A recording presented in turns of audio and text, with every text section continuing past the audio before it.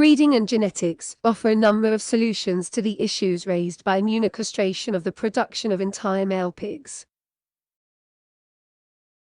The aims of this presentation are to provide updated knowledge on practices that reduce the incidence of boar taint through rearing and genetics, on how to guide breeding programs for meat production systems with entire males or immunocastrates, the ways to address, at the genetic level, meat quality problems associated with entire males, the possibility to reduce aggressive and sexual behavior by selection.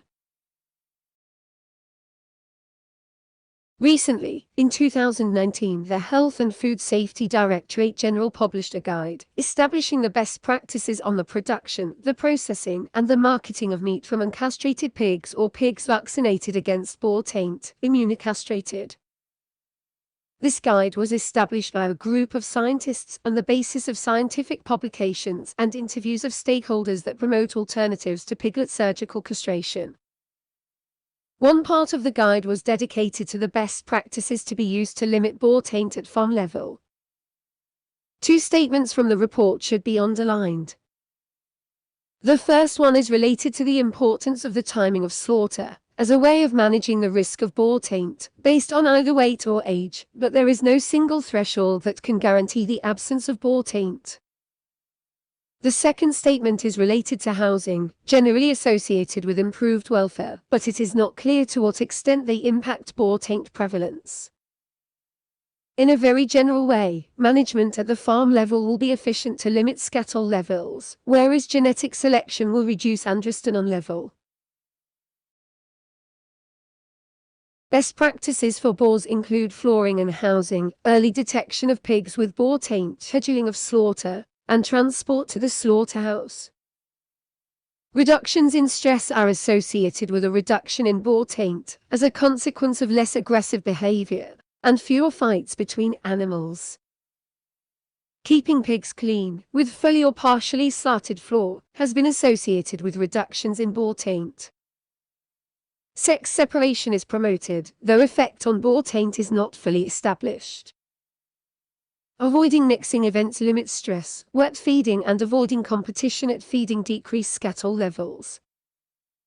Age is generally considered to be a more effective measure of boar taint risk than weight, but weight cutoffs appear to be common in industry practice. Still, maximum weight is not clearly specified and might depend on other factors, such as genetic type. Finally, keeping pigs clean and comfortable during transport is important for welfare, though it is not clear whether this can also help to reduce boar taint, but it should be taken under consideration. Genetic selection should be regarded as an efficient means to reduce boar taint and to improve meat quality of entire males. Some lines or breeds are known to be at lower risk than others.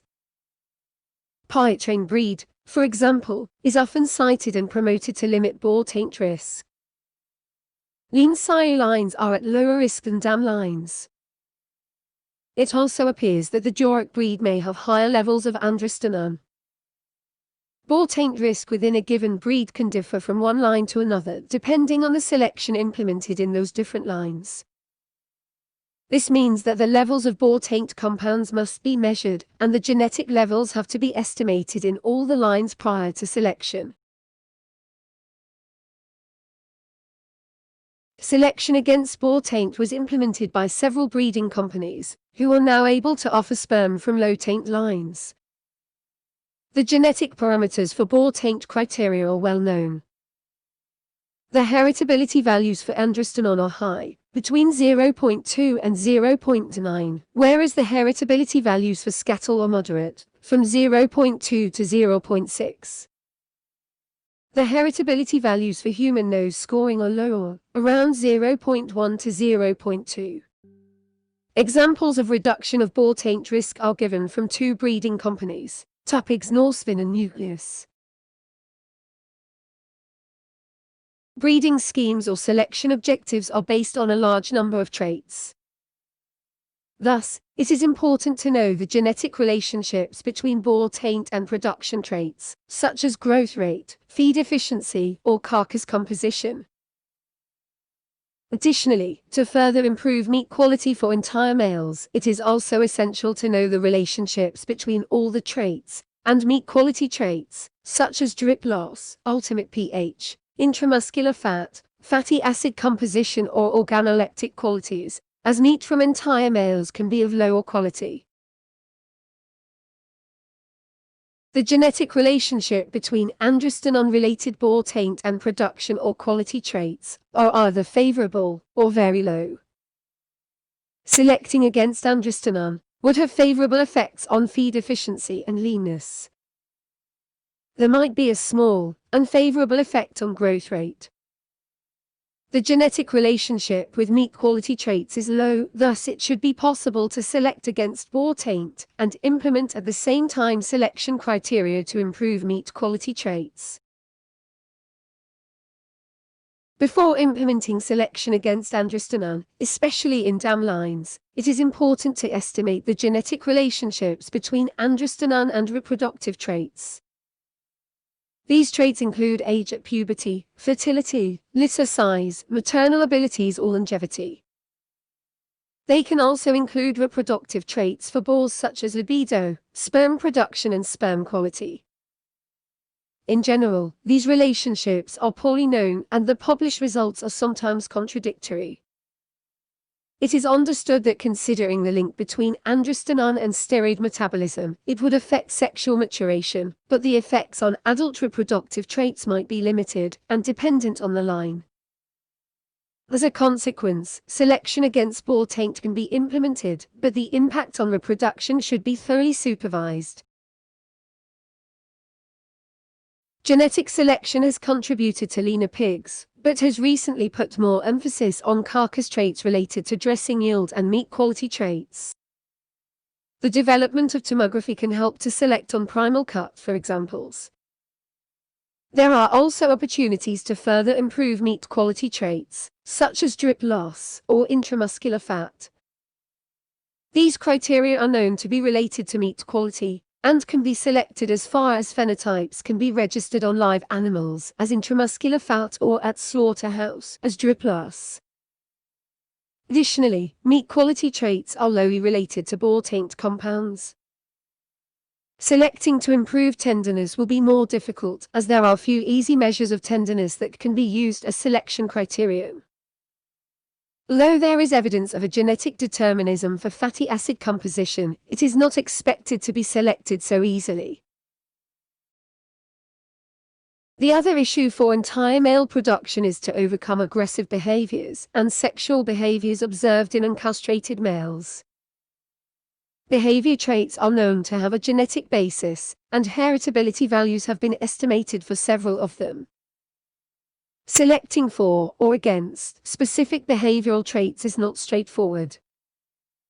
For example, agonistic behaviors in pigs are useful to establish the hierarchy in the group, and in general, they are limited when the group is kept unchanged. Selecting against agonistic behavior should be focused on limiting the damaging consequences of excessive aggressiveness, and not against agonistic behavior. The selection against sexual behaviors, or mounting behaviors, should be also carefully evaluated, as mounting behavior is the expression of libido, and selecting against this behavior might eventually impair reproductive ability. There are two available options to select against unwanted behaviors.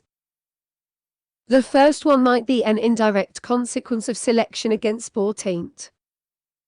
It has already been established that some practices are known to limit stress, improve welfare, and limit boar taint. Genetic selection against boar taint, especially androstenone, might help to decrease aggressiveness, though it is unknown if it would be a consequence of a delayed puberty or an indirect consequence on testosterone metabolism. The second option is to select to lower skin lesions after a mixing event.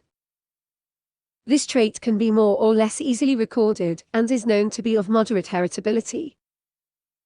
Up to now, it is not really possible to select on observed damaging behavior because it is very time-consuming. But the expected development of automatic recordings in the near future might offer new perspectives in this respect. It would be also possible to select against damaging behavior without any new record. The idea is to select individuals that have a beneficial influence on the other members of the group, that is, individuals that could be considered as social. This selection has already been implemented to improve production traits, but they should be taken into account for their potential beneficial effect on social behaviours.